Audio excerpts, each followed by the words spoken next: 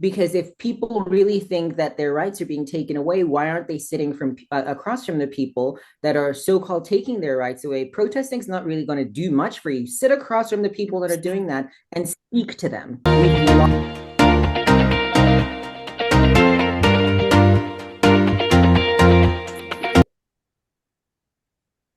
Good morning, everyone, and welcome to the Dossier with Talia and Revi. Today, we are so lucky we're here with Bellamy Bellucci, all the way from Israel. Bellamy has been, I think, an inspiration to us, anyways, and to I think millions of people out there that have the opportunity to see her all over social media as she stands as a proud Zionist, and really, I think, teaches the world that Jews come in all flavors and that dispels so many myths and libels. And for that, we are so grateful for her bravery. Bellamy, I'd love for you to just say hello to our viewers and maybe do a short intro. Hi, thank you so much for having me on, ladies. It is obviously afternoon in Jerusalem right now. I am currently here. I was away for a little bit due to the war. I think anybody that doesn't know me, I'm a South African American, um, Jew by choice, and my life is just an arc of everything in which I speak of from a very honest place. And it's helped, I think, a lot of people, but it's also helped me. So I'm grateful for everybody else for also listening. It's a two-way street. Awesome. Bellamy, I think my very first question for you would be, what was that moment that made you decide that being Jewish was who you were and that you were going to start this journey? I mean, there are two instances. I was 10 years old when I knew that Christianity was just not for me. But again, I'm a child, so what do I really know? I just knew that there was something that didn't fit in with my soul, and I just didn't feel grounded in it. And when I came to Israel for the first time in 2011, and we went to the Kotel, I'm a retired ballet dancer, so we were here to perform in Tel Aviv, and then we took a trip out to Yerushalayim on one day, and the Kotel obviously was one of them. And I remembered this very intense and heavy energetic feeling being there, and I was just crying uncontrollably, and people kept asking me if I was sad. I was like, no, but whatever it is, something feels familiar. There was a very familiar feeling and a joy that came from inside, but I couldn't express what was going on until I remembered, wait, I've had this question before. I've had this feeling from when I was younger, but it's never been so huge and so grounding, and I felt home. And for somebody like me that's been hopping around for so long, and I left South Africa at a certain age, and I was never really feeling at home with my family, I felt home. And that's when I went, I got the message. A message heard loud and clear. Now it's time to start doing the work. It's time to start learning, and it's time to start questioning, but within Judaism, not externally. Because I did eat, pray, love thing as a teenager. I'm going to find myself. Who am I? Am I Buddhist? Am I this? Luckily, I did it then and not halfway through my life. That way, it's out of the picture. Because if it didn't stick, not for me. I'm very grateful for that, and I definitely think that I'm very lucky because I believe that my soul has always been Jewish. So I'm lucky that I get to come home in this body in this lifetime. I'm very lucky for it. I love that. I love You that. know that that Jewish scripture, right? The Torah also believes that you've been a Jewish soul Yeah, since forever. You were there at Sinai like the rest I of us, know. Yeah. right? So, and I love the story. I'm going to be honest with you, Bellamy. I hear the story so many times. Like we heard it also on this podcast. I have a daughter who's converting, and it's that same feeling of you show up one day and you finally immerse yourself, whether it's you go to synagogue for the first time, you go to Israel for the first time. I just that story, it touches me like you wouldn't believe. Now, but on to my next question. You really stand at the intersectional whammy, right? Like you are all the things, right? You know, you're of color, you're a woman, you're Jewish, you're African. How do you like, and I mean, obviously, you know, we've watched a lot, we've watched you a lot, and I see you taking on all of these various identities. Um, does it ever become overwhelming, or how are you able to integrate all of this into your soul? To be honest, it's not an easy path. Obviously, I've had to accept myself, and I think for a lot of people, it always comes to a question of, but what about this community and what about these people? And I go, no, I really had to accept myself because I battled with being so intersectional for a majority of my life, and at some point, as I said earlier, I'm lucky because unfortunately, there's a richness that comes with that. There's an understanding of how day-to-day struggles are different from for all of us, but some people have a far greater mission than just that. And I had to find my footing. The unfortunate part of that is we all look for belonging on earth. It's the easiest way that you can go through. Okay, I belong here. I'm going to park myself here around these people, around this energy, around this family, and this is where I'm going to live my life, and then I'm out. That's I think that's a luxury for people. I've never had that luxury. There was always a shift at some point where every time I thought that I was comfortable, there's another identity that's screaming to say, you're not listening to this part, you're not feeding this part, you're not watering this part of the plant. And I had to sit with myself and also take into account that I have work to do within myself in order to come towards myself because nobody else is going to validate me. Unfortunately, I have a mission that is far greater than my ego, but I have to water myself first. I'm a very honest person, and I think that's a lot for some people to take because I always say, now when somebody wants to come into my life, I say, I will disappoint you, number one, but I will always tell you the truth, and you have to be able to come to me and hold me accountable. If you cannot do those things, I cannot have you in my life. It Wow. just makes my life much easier and it streamlines it. And that for me is love. Because if I can love myself enough to do that for myself, I need somebody that's able to do that in my life. I don't need a yes person. I don't know. Something goes wrong or I do something to hurt. You need to tell me right away so I can hold myself accountable. I don't need to go through all the other emotional struggles and tug of war. Life is difficult enough, especially as a Jewish person in 2026 and all other identities. I don't need to go through all of that. So I think self actualization and also acknowledging my shortcomings is exactly where I found my strength, and that's my superpower. I acknowledge where I come off short, but I respect myself enough to bring in all my identities. It's a part of who I am. I'm not one without the other. I'm not one without the other at all. You know, we started a campaign called Voices Unbroken in December, and Mm. it's geared to lending a voice to women in Canada who are Zionist and experiencing marginalization and hate that is gendered. We call it gendered anti-Semitism.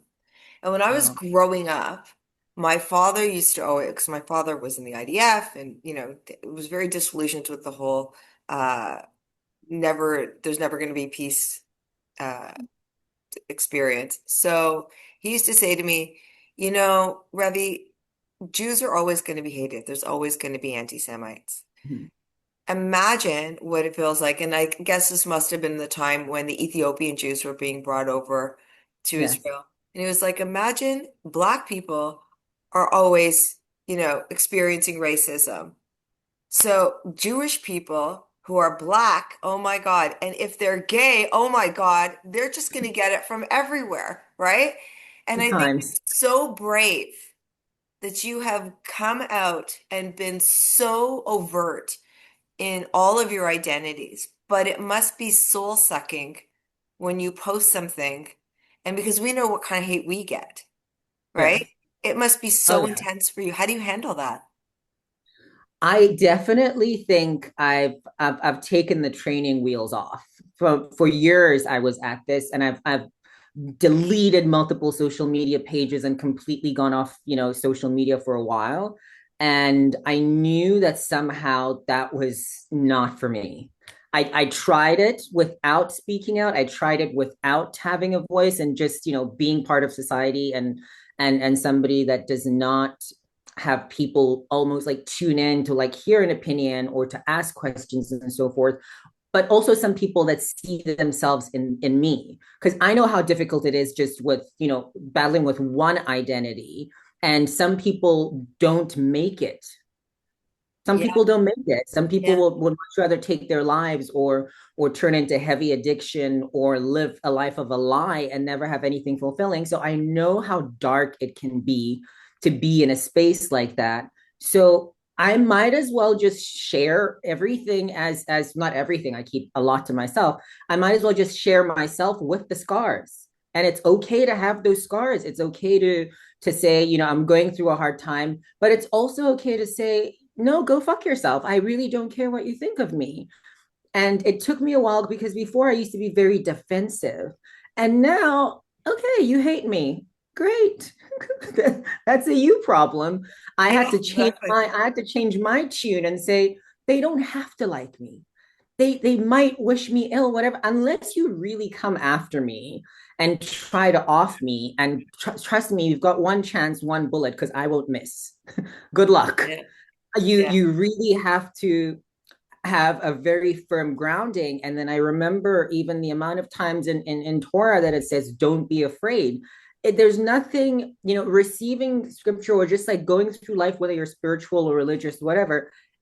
You're literally in a ball of fire. The Red Sea didn't split magically with drops. It was filled with fire, but you have to walk through the fire without being afraid, because guess what? That's just part of why we're here.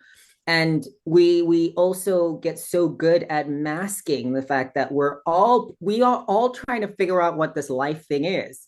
Once you think you've got a hold on it, well, good luck, because the rug gets pulled from underneath you. And I think in a way, if you use social media properly, it helps humanize the experience for other people, to then go, oh, okay, this is, I might have seen something about myself in that situation, yeah. It's like you're or, giving others a oh, voice as well.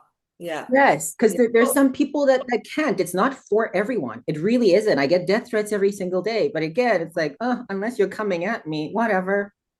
yeah. How do you deal with the dissonance in when we've seen you on social media take Black Lives Matter to task?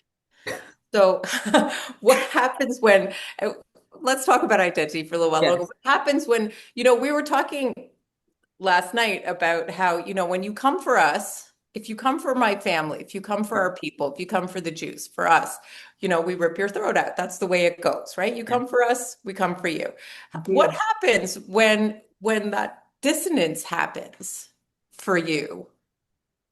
I've had to arm myself emotionally and spiritually. Number one, I've definitely had to arm myself, because even this week I had a situation with somebody that used to be a former friend, and they came at me online because Really? they didn't like something I said. And I deleted the comment originally, because I said, it was about Memorial Day. A family member, her husband had fallen about in combat, and I didn't want that as part of my life. And unfortunately, it's somebody within the tribe as well, somebody within the community. They're Jews as well, but they're Jews that don't really care for Israel or speak on anything. And anything that's political, I've been shunned by my own people in a way.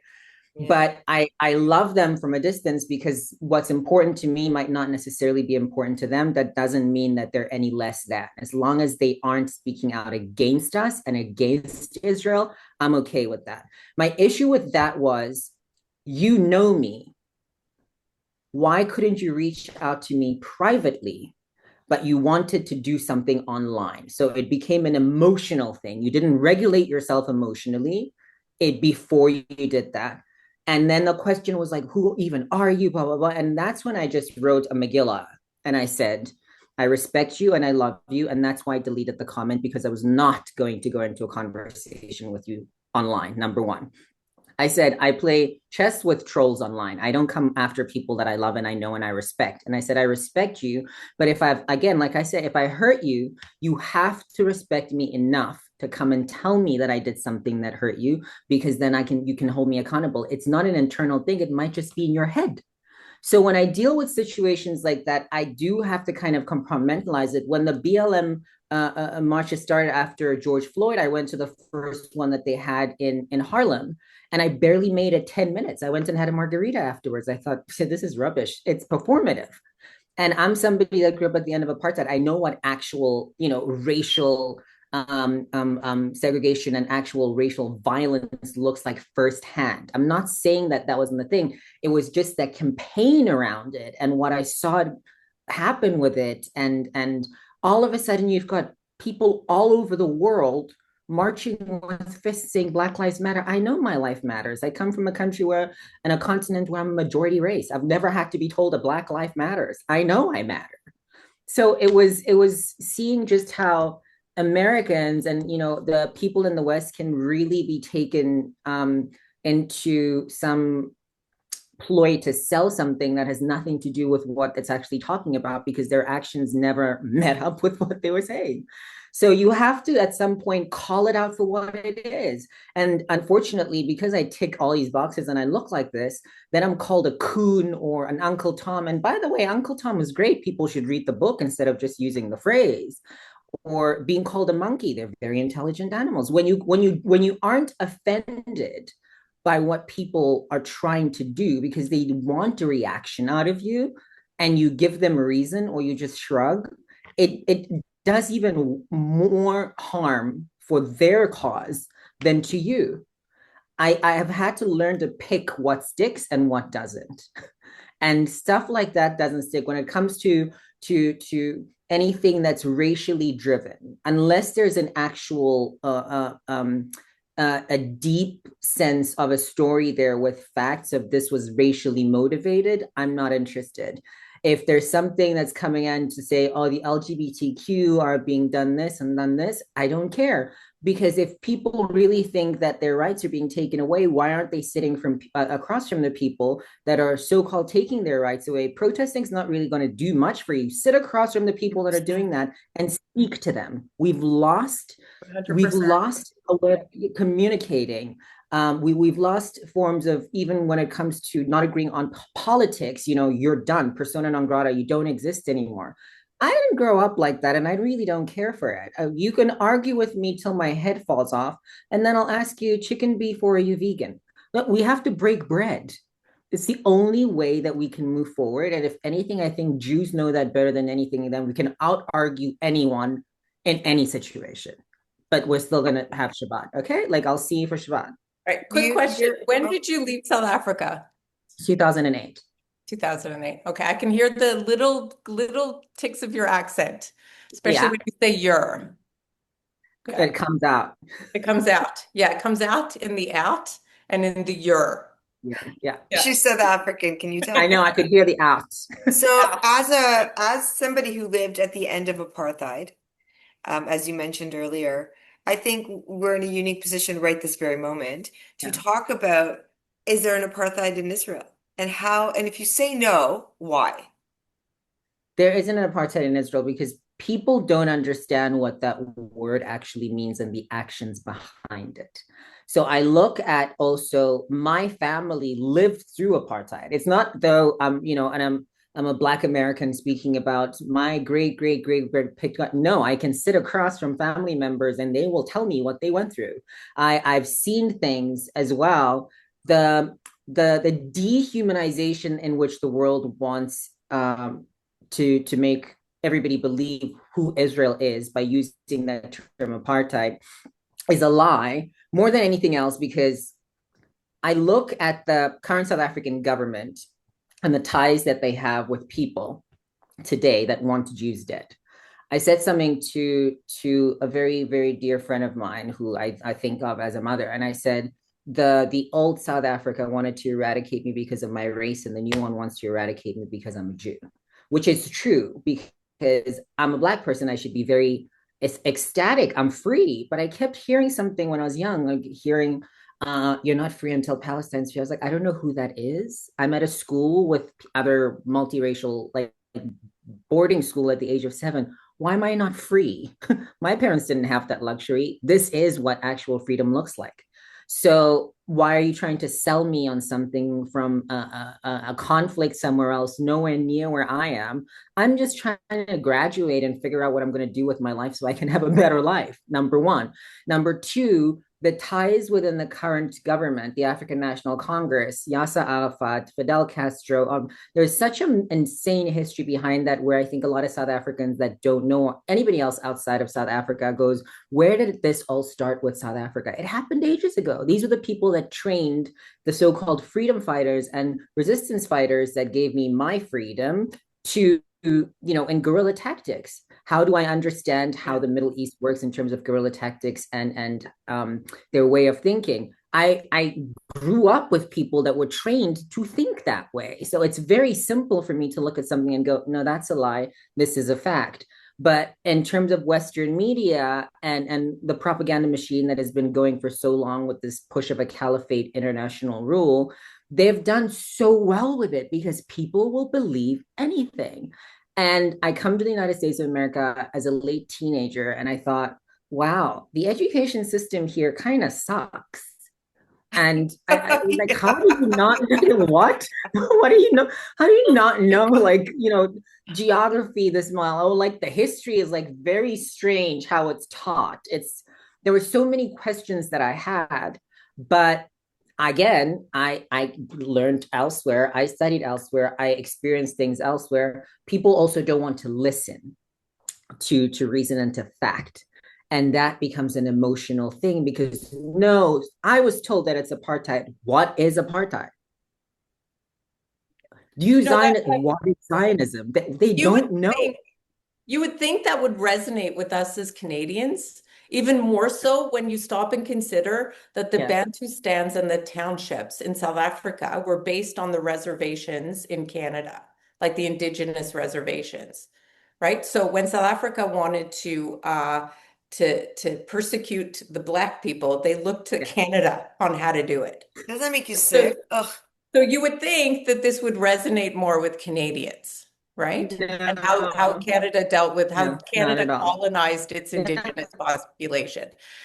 Anyways, uh I think we let's need talk. a history lesson on the ties. We need to figure out a way to do that. The ties of South Africa and, the Nazism and how the freedom movement learned their guerrilla because I read the Nelson Mandela book. It all seems Yes. beautiful. Like this wonderful man came and he Yes, freed they his are. people and spent all this time in prison. And like I read that book, that's my knowledge. And I think people It's, that don't come from there cannot, like, I could not understand why South Africa came out so strongly against Israel. I could not understand it. And it took where educating myself. it's paying its taxes for its freedom. South Yeah. Africa is paying its taxes for the freedom of the blacks and the blacks being in power. It's a very odd thing because it did become very much just racially pushed. It was not something of going, I remember getting in trouble at school when I would say something to my headmaster and they would be like, I want you to write a paper that's a pro affirmative action and Black economic empowerment. I said, I can give you pros and cons. I'm not going to give you pros. I wouldn't know how it's worked. There's no actual research because it's the first time that this is happening. Why would I write just how this is going to be an amazing thing? You look at the economy now and you look at the government and the structure of it, it's done the exact opposite. It actually hasn't taught anybody economic freedom. It's pushed corruption more than anything else. And then when you have people in power who, just because of the color of their skin or because they were in exile for an X amount of time, they were rewarded with being given a position in government, a position of power, and a high paycheck. That does not really add up to, okay, we're coming to a point and we're coming to a place where we have a governing body of people that aren't just racially pushed or will speak about how they during the struggle XYZ. I don't care what you did during the struggle at that point in time. We're a few generations in. What's going on? Is the country in a better place? No, because they're the degree of femicide even in that country is horrifying, but they're so stuck on what's happening in Israel. The current state of xenophobic attacks that are happening now are far worse than they were in 2008 when I left, when it was like the first uprising of, I remember guesting with Cape Town City Ballet, and I was not far from the presidential the president's residence there, and it has obviously its own SAPS station there, which is privatized. And you would see foreigners with their suitcases and bags on the aisle sitting outside because that's the safest place that they could be. There was a group of people called the Red Ants that would come bulldoze homes and rip families apart and burn some shacks down to the ground. Legal or illegal is beyond, but they're too busy speaking about how ICE and America is racist when you have vigilante groups that are citizens, not even the government, doing that to other Black people. But let's speak about how South Africa, Israel is an apartheid state when you're literally lynching and burning your own race within a continent where they flee there to have a better life from all 53 other countries. Wild, nowhere in the media. Yeah. Yeah, and I mean, we could talk about Sudan, we could So, talk about Nigeria, we could talk about, right? There's yeah, a lot of things we could talk about, and there's so much. nobody's interested. Nobody's interested because it's black on black violence, and that makes us all very uncomfortable, and we don't even want to acknowledge that it happens, right? So But there are no Jews we'd rather involved. pick on, yeah, It won't sell. let's pick on the Jews. Let's pick on the Jews, Yeah, right? In it the won't sell. meantime, entire generations are dying, Exactly. right? Yeah, Exactly. it's It's a horrifying. strange thing where I got to a point where I said, oh, but the Jews control the banks and everything else. And now I just say to people, you're welcome that you're making money off of hating Jews in Israel. If we really did control the money, we would be taxing you for it. I would want a tax for it. You make money because you hate us. You might as well give us a percentage. That's hilarious. No, You I might spoke as with well give us somebody something yesterday. because they wouldn't have careers. I spoke with So, somebody yesterday who thinks that we run the media. Like um, you don't even believe it, right? It's hard to believe that intelligent people have these thoughts in their heads and then they say them out loud and you can't even, it doesn't make But any sense. it's great. It's always great when you sit back because I'm someone that's an observer, and I'll sometimes just shut up and listen because I want to see the wheels turning. I can see them buffering, and you start to see them, like to see the anti-Semitism, because it shapeshifts. It's a disease, and you start to see it like morphing with. I don't care if you have a PhD. I don't care who you are. If that's something that you have embedded in you, you are persona non grata, you're nothing. There's no amount of degree, education, economic sense. Once that's in you and you start to become steeped in it, it's almost like they get activated, Yeah, and any trope or conspiracy comes to life in their head and they believe it. yeah. They It's like actually believe they're it. zombies. Yeah. Yeah. It's a very odd cult. It's a very, very strange cult. When I went undercover a few weeks ago in a Nakba rally in Brooklyn, and I went dressed in a keffiyeh and like covered, no, so they couldn't see me. I went, wow, you people are sicker than I thought. Yeah. I went, oh yeah, you can speak to me now, like not going, oh, this must be a Zionist. No, I came dressed looking crazy like you all do. Yeah. And still, their true level of madness and hate and how they dehumanize, it really comes out. It's so dark. what It did you is so hear? dark. Um, Besides the fact that we need to, Zionists should not exist, Israel needs to go away. How is it that we as you know, Israelis and Jews run the United States of America through the CIA, which is a Oh, Mossad version of the United States of America, and that we have placed MK Ultra, the program, onto them, and we assassinated, you know, the usual. We assassinated MLK because that one usually I get from Black people where they say we were responsible for MLK and JFK as well was taken out, but specifically by Mossad, and that Donald Trump is an agent that was trained by, and I God. kept going, It's wow, absurd. And there's we a blew up the It's trade absurd. center as well. there's a lot that No, we're doing over But here, we're and then also training dogs to rape prisoners. I feel like whenever I try and imagine what their meetings must be like, in my head it always plays like them sitting in a circle and going, what is the craziest shit we could tell the world that people will still believe? I can't believe that they actually meet and believe it. I feel like they sit around and they must be saying, like, what's the craziest cuckoo bananas bongo crap we could try and sell the world this week? But they the believe fact that it. you're telling me that they actually believe, like, I don't know why, but They that believe it because there's a lot of stupid people in this world. I'm going to say crazy. that out loud. Yeah. Yeah, Yeah. they're just Yeah, I dumb. They're mean, so just, for a country that is the size of New Jersey, this really managed to do a lot all over the Yeah. world with Lake all these so Ontario. covert powerful. operations. Yeah. But we're Israel's all the size secret of, Mossad agents. I yeah. know. For our Canadian context, Israel is the size of Lake Ontario. Oh wow. Really? Yeah. Oh my God, Talia, you put that into perspective fast. Yeah. But For our South again, African friends, Israel's the size of Kruger Park. that's about it. Oh my Yeah. God. What does Israel think of Canada? I have to ask because our prime minister has been, um, I feel Yeah. like every single day he posts something, and just yesterday or the day before he had a phone A call call with with the president of Israel, and they both released their own statements, and they were not the same Not the about what the same. call was. Like one's like, I said this and blah blah blah, and the other one's like, I said this and blah, and there was no really common anything in their statements. So I can only like I You know just the I one guess I'm always interested to see what my home country thinks of the one I live in.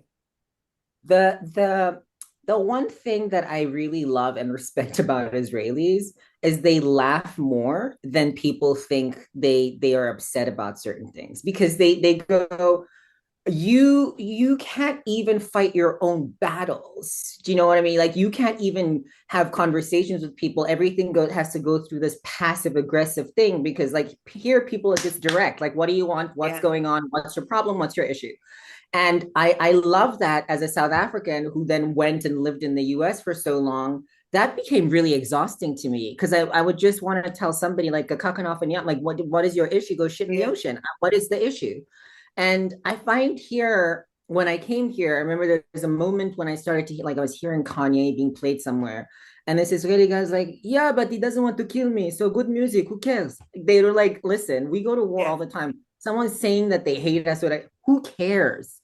As long as it's a good beat, I'm gonna dance to it because 2 seconds later I might have to be in the mamad or go into intense war. The level of very simple alertness and the sense of life is far more important than a statement or something that somebody else has said somewhere else because we genuinely do sit around with and we laugh about how stupid people genuinely are. And it's usually people in positions of power who then go out and say, well, I said this and I did this.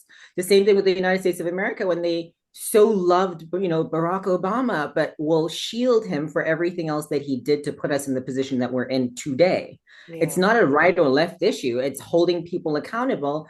And then you are the one that's then called crazy. In terms of Canada, when I moved to the US, my immigration lawyer said to me, they don't like Black people here in America. You should go to Canada or Australia. And I said, what if I wanted to go to Europe? He said, try Germany. They like Black people there. That was his Wow. thing. And it wasn't coming, no, it wasn't coming from a racist point of view. I Yeah. think he was just an older guy who had done so many Not wrong. Being immigration. honest. Yeah. Yeah, He was not just wrong. honest, going, this is, I'm going to give you, you obviously don't want to go back and live in South Africa and build a life there for yourself, but you've chosen to come here. I don't know why you didn't go here. And then I stayed, and I did my, I stayed to my student visa, to my work visa, to my green card. And finally, when I got my green card, he goes, how did you do it? I went, I don't know. I just knew that I was going to get it. It was all a matter of making sure that I stayed the course, because I was going to become American no matter what. That was it. Legally, obviously, because I was there since legally since day one. That's what, that was the most important thing. That was more important to me because it was going to buy me freedom. And for somebody that was traveling a lot and also wanted a new life that I wanted outside of South Africa, it gave me a freedom that I have now that I don't even think my half siblings understand what I have. And years ago, the eldest one of my half brothers, who is 26 next month, said to me, wow, I'm old. He says to me, oh, you're gonna come and get me and you're gonna bring me to the US. I said, nobody came and got me. So I can help you go and find a scholarship, and I can send you papers to apply. But that's about it. You're not getting a pickup package for you to come. I'm not that person for you.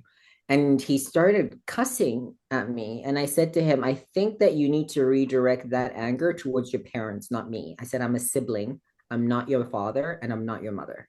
So So if you're are they trying to still in South look, Africa? all of them are still there. Still in South Africa.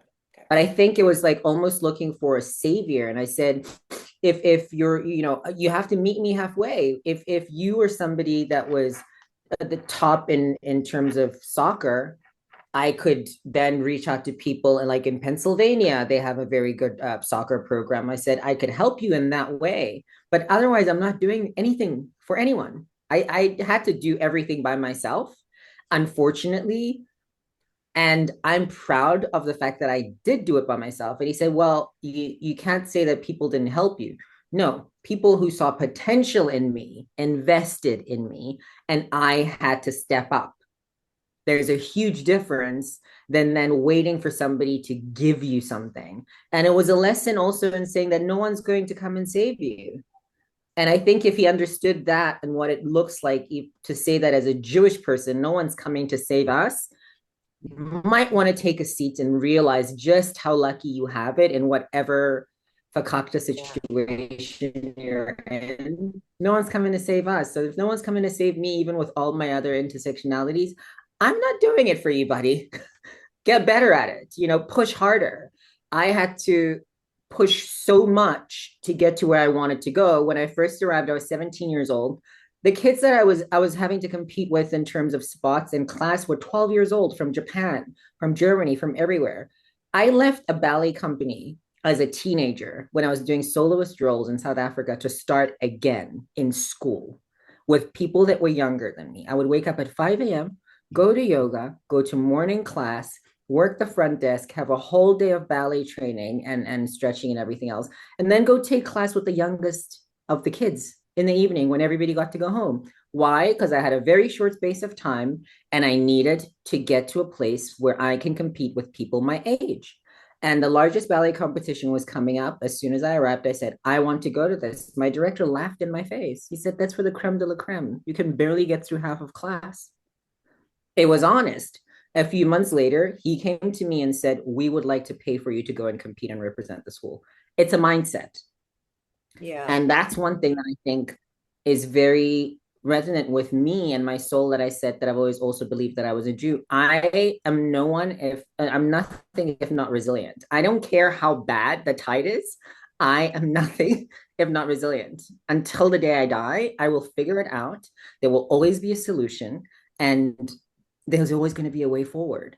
And if anything else, I think that's the one message that everybody needs to get. And that's what people should be learning from Jews: resilience since the beginning of time. So learn it, Sure. harness it, grow. It's the only way.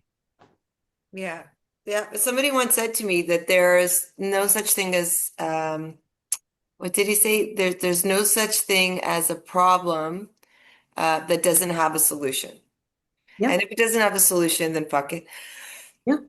Yeah. What are you gonna do? You can't fix it. Fuck it. No, fuck it. Yeah. There's only so much that you can actually become within the equation.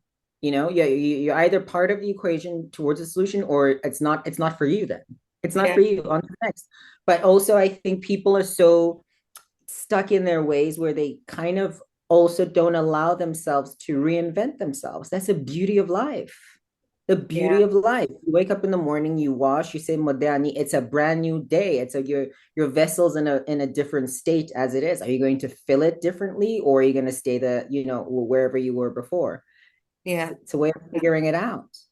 We And I are. think that's why we historically have just been able to be kicked out of everywhere, even though they tried to get rid of us, is that we can start from square one, from over and over and over again. Yeah. I can't, We like, we people know how hate to us do for it. that. So People hate us for I would that. love to hear your opinion of Canadian Jews and your opinion of the situation the situation we currently find ourselves in, and any advice that you might have. I need Canadian Jews to really toughen up. I'm not just saying like physically how to defend yourself. Like I think mentally and spiritually, Canadian Jews really need to toughen up, because there's this very assimilated way in which everyone's hiding who they are. And I've even said this to Americans. I said, I didn't become a Jew to hide who I am. And I understand lifestyle and everything else. But Canada is in so much trouble. Canada's fucked. Yeah. And Yeah. and Canada's fucked. Canada's fucked. And understanding just how bad it Hang on, is gonna I'd love to hear why you think Canada is fucked. I know why I think it is, but why do you no, think it I is? think I think I think Canada is fucked also because, well, mainly because there's no grounding on who the Jewish community stands as there, in my opinion. No, you're a There's no hundred. That's you hit the nose, then whatever the yes. Yeah. What you just said. There's no standing of, okay, we are Jews. We might be in Canada, but we are Jews. Yeah. And really, really remembering who Jews are and who Jewish people are, no matter where you are in the world. The thing about Canada, I've had discussions and debates with people where they try to, bite my head off because they're so like overtly progressive and liberal and fun loving and whatever. And I'm like, you also kind of belong to a monarchy, and you're also in America. So at some point, you have to understand where you stand in the world. You're in America, Northern America, but you belong technically still very much Commonwealth, extremely still very much Commonwealth, but with different kind of an American lifestyle. So I always find that people, it's like when I go to Seattle, Washington, everyone's just in between. And I'm like, okay, like what? Where are you? Who are you? What's going on? And I just love my life and things. It's one side that's sold to the world. And then the other side, you have people that are literally being terrorized. Jews are being terrorized, but aren't standing firm in saying, okay, great. We're not going to go to Israel then. We're going to stay here, but we're going to fight for who we are as Canadian Jews. People aren't fighting for who they are. And that's a scary thing, because that's exactly what they want. They want people to hide. They want Yeah. people to completely erase who they are. They want people to start changing their names and stop telling people that, oh, actually, my last name is so and so Cohen. I'm now just going to go by, Calhoun or something strange and call myself Irish. Why? That's how they get to people. And worse than anything else, holding your leaders accountable is something that needs to happen even more. Every time I like hear Canadians say, like, we wish there was a Donald Trump, well, get somebody like that in. Yeah, we Push can't. those people to the front. We can't. There's too many progressive Canadians. They don't like Way too it's progressive. it's dangerous. But you're right. And we have almost 400,000 Jews in Canada. It's not a lot, but we have some. Yeah. But they're so quiet. there is a handful, of Jews that really speak up and are challenging the government and challenging each other and trying to help our community. But our community is unfortunately spread out and Yeah. quiet. And it's dangerous because we seem inconsequential in this country and we don't hold a lot of political clout. So if we don't really fight collectively, we can't do much, and That's the we're all thing. It's fighting from different places. collectively. Yeah.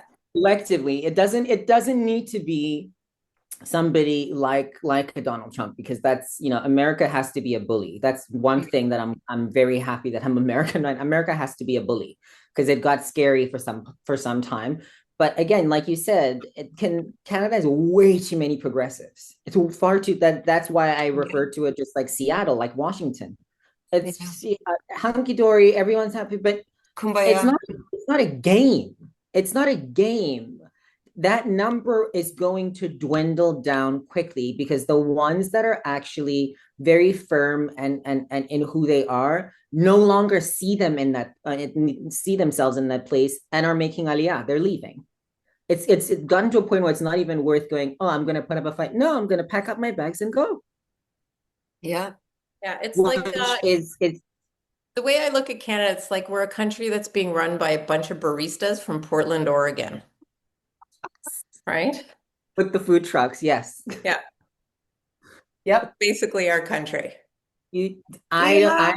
I'm gonna jump on that next time somebody asks me, and I will be quoting you because I that's the Yeah. best way to explain it. Yeah. It's a good Yeah. one, Talia.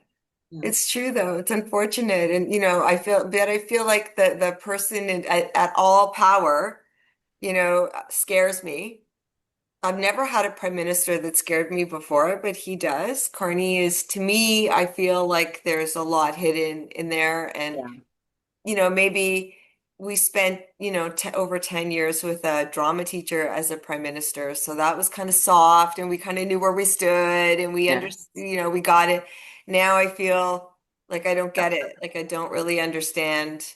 Or That's when maybe our I country understand. was being run by a frat crowd, right? Like it was Yeah, and basically being now run I by a feel bunch of like it's frat boys. being run by like this nefarious. Anyways, I shouldn't say too much Well, about it, he but looks like a statesman, but he talks like Captain Kafia, right? yeah, He looks like he's got gravitas and he can, run the economy, but then he opens his mouth and like Captain Kafia comes out, I don't yeah, know. He must have gone to the right? Mamdani School of political yeah, training. Yeah. yeah, yeah. Except he tries to do it Very in a more covert way, Yeah. I right? I I said, and I've been saying for a while, I told, people like New York's done, and people are like, no, you're so dramatic, it's fear mongering. It's not fear mongering if you just realize that you walk around and there's this cloud, and all I hear is tick tock, tick tock, tick tock. What happened in Germany before the Holocaust was the smartest people left. Yeah, Literally, the smartest people were like, yeah, we know something's about to happen. They were planning behind closed doors and they started to get out. it's why I'm And then alive the ones today. that, Yeah, yeah, the ones that were, no, no, it's fine. No, it's not that bad. No, if we just like keep our heads down and do this, or no, if we fight, like something will change. And then overnight, overnight, there's already this massive sub of people, like cells almost, and all of a sudden, when you hear it's too late, yeah, it's too late. And yeah, the most disgusting part is when I come across Jews who are for these people, and I have to go, history must have skipped you somewhere along the way because they still come for you. They will yeah, smile in your face right now, but they will still put you in the back of a van and take you to where this is something that is not fear mongering. If we aren't taking it seriously from before, as it's happened over and over again, where are we going? Why are we not? Why haven't we learned? That's the thing that I say. Like, what we're Jews. If anything else, the trauma that people have for being generations and generations of Jews, that's like internal, the anxiety, the constant questioning, is that not enough of a tick to go, hey, if I feel something, I should probably question what it is. I should probably look deeper into what it is because I'm still here. I still have a pulse. I can do something to change it. There's Well, a I mean, very big responsibility. that's the big question, right? And that's the question that, I mean, I know I certainly have this discussion with my husband every day, which is when do Yeah. we know it's time to go? And, we have that discussion of, well, we're going to fight to the last person. And is it worth it? Is it worth Yeah. fighting for Canadian jury, right? Is it worth fighting to maintain a community here, right? Which we've decided it is because that's why I do what I do and Revi does what Revi does, right? That's why we're Canadian Women Against Antisemitism. Or do we leave and then where do we go? Or how do we know, when do we know that it's time to go, that we fought to the last fight and now it's time to go? I, So I don't feel like that actually, Talia. okay, I would go today if my husband would okay. go with me. Yeah, I'm not I fight the fight because he's making me stay and I want my children to have a better life and I want my community to have equal rights. But if it was up to me personally, I would live in Yeah. Florida or Israel or even Panama. Like, but I would not be living here because I really don't. I have a very hard time believing that we can turn this around in any meaningful way Yeah. in in any reasonable amount of time. Like I feel like CWAA is going to have to exist for 30 years in order to, and I'll be old, right? We're going to have to train a Yeah. lot of young people. But Yes. I worry, like I'm very, very worried. See, I feel like there's so few of us who are fighting, like maybe, I don't know, 1,000 generously of us who are actually fighting, that do I have the right to abandon the other 399,000 I to don't their know. fate? I don't know. So that's why I fight. I Tell fight me, because, I I think I guess, don't know is a good answer though. I don't know yeah, is better than you it's something bullshit. that is certain. If it's still a question mark, then it means that there's still something turning.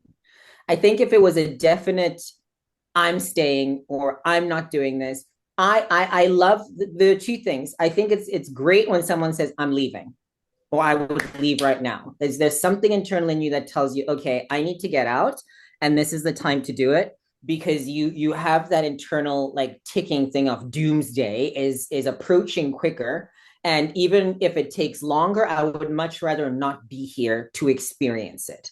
Yeah. And then the I don't know means like you're still kind of questioning, am I going to leave or when am I going to leave?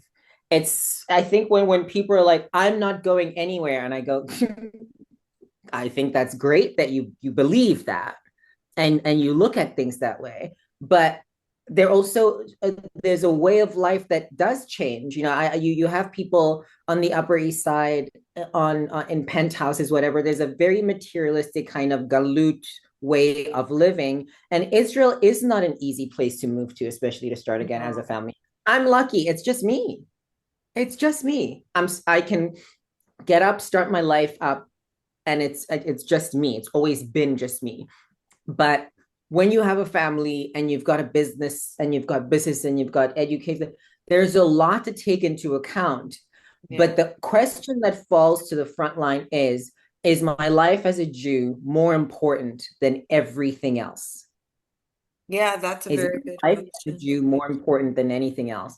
And if the answer is yes, then that should always be the question with that answer at the top of your list because everything else is secondary. I think We're that's people that like, believe in love. yeah, I think that's a great that's the answer. spot But to that but end. that Yeah. doesn't answer the question.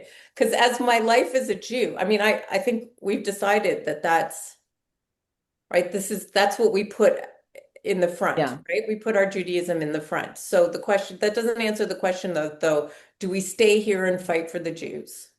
Do we go to Panama and build the community there? Do we go to Israel? Right. I think there's going to be Jews that do one and Jews that do the Yeah. next and No, Jews that do, I'm yeah. talking exclusively for myself. Do I do what, Yeah. right? Do I stay and fight? So Yeah. far, I'm staying and fighting because I feel a Staying in certain fight. responsibility to the other 399,000 Yeah, I don't know. Jews. Yeah. As long as within the one of the answers, one of the options is Israel, then all good. Yeah. Ultimately, no matter where you go, this is always going to be the final destination. Yeah. Always, because we Always. don't know what's going to happen and to what extent and where we go. So wherever you go, this will always be the final destination. So I tell Jews to get prepared, get your papers prepared, start doing the aliyah process and so forth for those that don't have passports, so that you do have that. But we also have to remember that Israel should never be a second option. It's not somewhere that you're running away to, you should be running towards. Run towards Israel, not have it as a backup plan. Yeah. If anything, and you have to rebuild, you might as well rebuild where your people should be. Rebuild here, rebuild with community, rebuild where you don't have to explain who you are. 100%. Yeah, it's incredible, Forward. actually. Incredible. Every time I go to Israel, you get that feeling. You walk in, Yeah. you get off the plane, you kiss the ground, Smell. you The get smell in a you get off cab the and plane. you feel home. You feel like you're surrounded by your own people. No one's going to look at you and go, dirty Jew. No. It's the most liberating thing in the world. Somebody might judge you for having gefilte fish and not, that one is good. What someone said to me, oh, like the apartheid. I was like, the only apartheid that exists here is the separation of meat and dairy. Okay, Yeah. Yeah. that we can talk about, but that's about it. We should make Or that on a t-shirt. Meat and exactly, dairy, meat Israeli and dairy, apartheid. Israeli apartheid. That's Yeah. about it. Yeah, And that's actually very funny. you go to certain people's houses and you realize, oh, well, this every people are kosher, but what level of kosher? Well, this one keeps this kind of meat, this one can have this meat, this one can eat in this way, this one is basari, there, that is complicated enough, but no one's going to be going, oh, dirty Jew. No, please, no one. Yeah. Not of interest. Yeah. There's so much going on. There's so much that we need. I think other Jews need to come here and enrich the culture here, but also be enriched within the culture. It's your birthright. It's your birthright to steep and to live in this incredible country and in the homeland, but also give of yourself, give of your soul, give of any kind of whatever you do in terms of work, give to your community. I would much rather fight for people here than be fighting externally everywhere else. I want to be a seed that helps within Israel from the get-go until I'm back in the ground. Yeah. Bellamy, thank you Easier to so say much. as my own Wow, person. that's a lot to think about. Yeah, you've given us a lot to think about, and I feel like this interview was amazing, and our viewers are going to be so lucky and I feel like it was different than some of your other ones. So we really got Yeah. into a few No, different this is things. very relaxed. Thank you so much. Yeah, yeah, It And it I was was, a hope good you enjoy. conversation. It was great. Thank you so much, ladies. A yeah. lot So of a lot of great advice and a lot of yeah, words to live by, that's for sure. I yeah, feel very many inspired good right quotes now. in there. Many good Yeah. quotes in there. So thank you Thank so much, and I hope we get to do this again sometime because it was actually really a Of pleasure. course. That And was I'd love great. to connect you with my daughter, who Oh, share will information. reach out. Absolutely. No Yeah. problem. All Thank you right. so much, ladies. Okay. Bye. Have a great day. You Bye-bye. too. Bye.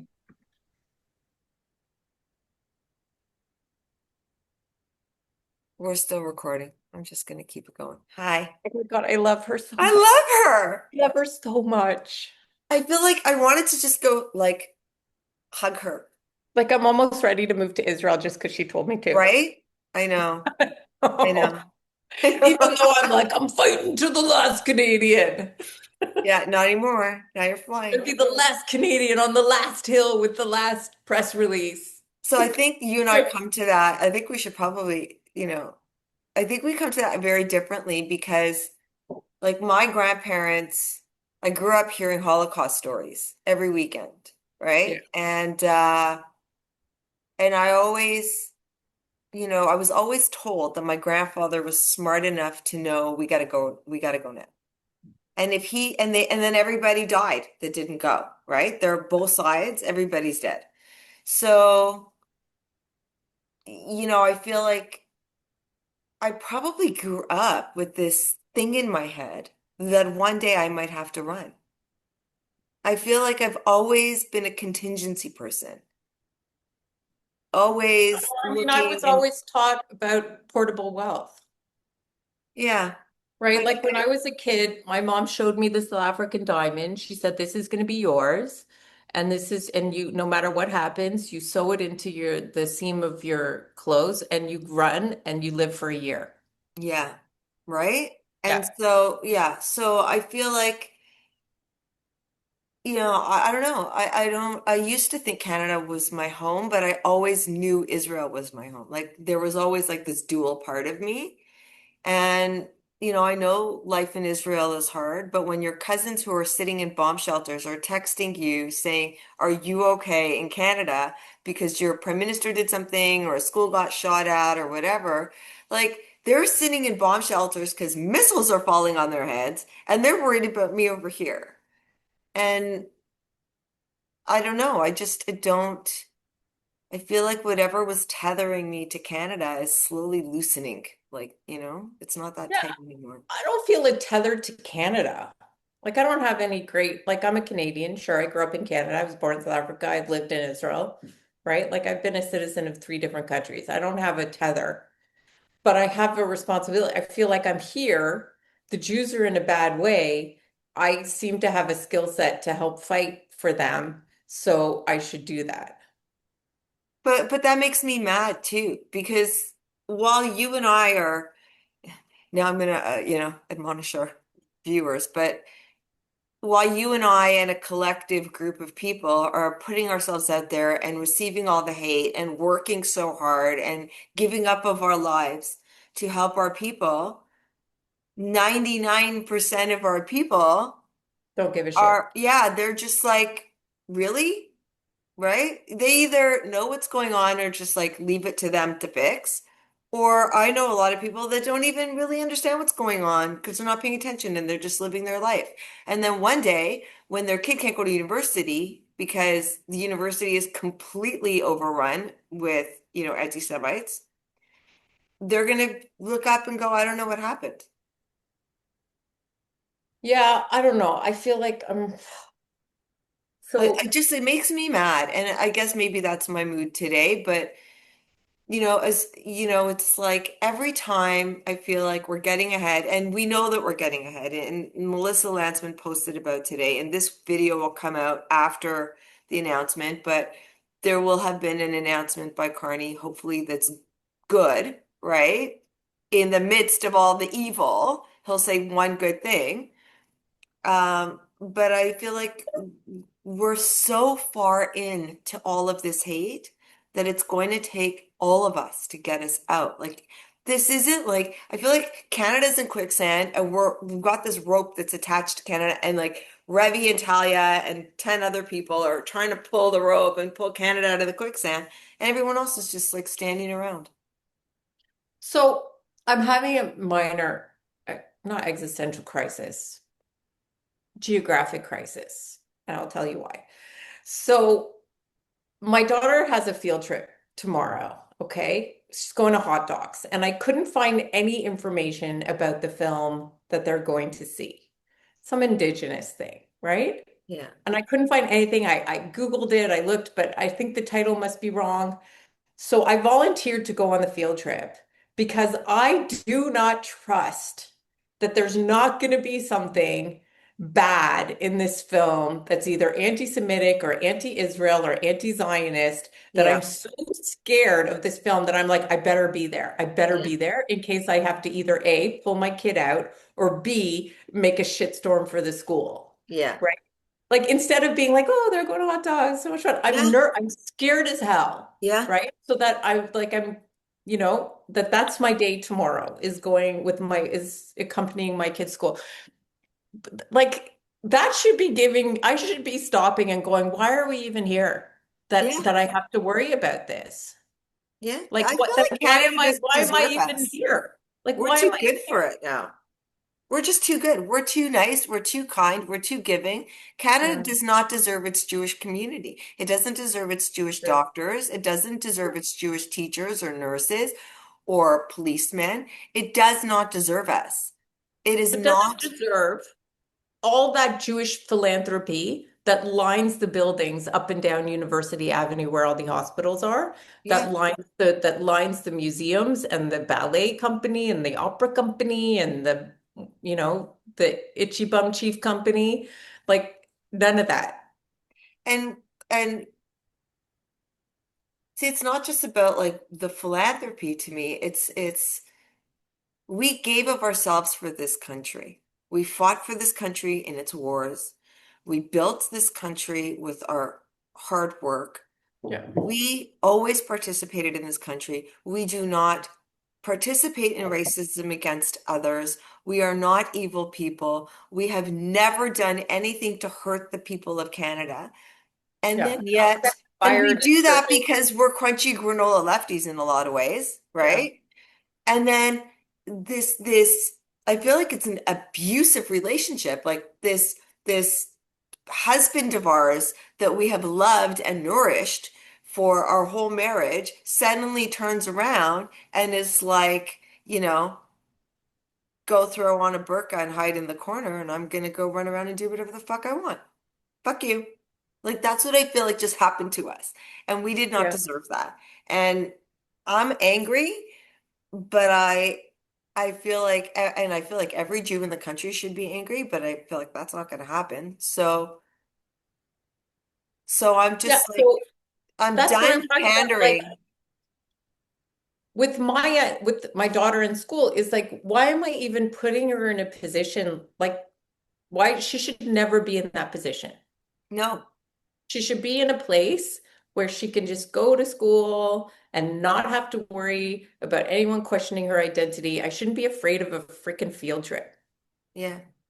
She Yeah. should never be afraid. Should just be able to go, and she shouldn't be afraid of like what she's going to hear in the schoolyard or what she's going to hear from her teacher. She should Yeah, just no, it's be in brutal. Israel, being a Jew, It's Jewing it brutal, up, and right? yeah. I don't Look, my know. kids Okay, are let's Israeli. They're going to get drafted by the army no matter what, whether we're here or there. So, they won't get you know, drafted by the army in Israel. well, they'll have the choice. My kids will just Logan will cook for everybody. And so we will They'll have boss the choice. everybody around. Aaron, my son goes back and forth. Sometimes Yeah. he's like, yeah, I'm going to go to the army. And sometimes he's like, I don't know. Yeah. Whatever. We're gonna have to do what we have to do. All right, Yeah. before we end today, I don't know by the time that this comes out if SD will have been found. Yeah. If not, I would like to remind people if they're watching this to volunteer. Yeah. And I'd like to put a call out to SD. I mean, I know she's probably not going to see this, but If you anyone know, knows her. yeah, if somebody knows her and has social media to maybe offer her a safe space. And I think we we're Yeah. all Just praying. for people who are interested in volunteering, I'm going to give you the It's address of the, 345 Wilson Avenue. It's right. on the south side of Wilson, a half a block west of Bathurst. Yeah. And And you'll see the command center. It's pretty obvious. yeah. I actually took the poster of SD and I stuck it to my mailbox last night. And I was like, my mailman literally walks around the neighborhood all day long. Yeah. So maybe he'll see something. So, I mean, I'm not in Toronto proper, but you never know. So So, the thing is that the command center opens at different times. So always check. yeah, it's been Uh, 11:30 almost every day this yeah, 11:30 to week. 4:30 seems to Yeah, be what they're sometimes a bit settling in at. later. Yeah. So, but I think the volunteers are dwindling, so they are getting kind of desperate to increase the amount of volunteers. Yeah. Um, Anyways, that was an amazing interview. I think I want to do a follow-up with her in a few months Yeah. because that was awesome. And I hope whatever Carney announced already by now, Yeah. Yeah. apparently on That was Monday, which good. this will come out after probably a week later by the time I We'll get let you to know. doing it. I hope whatever it is, I hope it's good. And I hope you know, I hope it's followed up with some moxie. I'm sure you and I'll do a little segment to follow up on it. But Yeah. um I hope it opens the You door there. to a safer Canada for Jews. A lavai from your mouth to God's ears. Love you. Talk to you Love you later. too. Bye. Bye.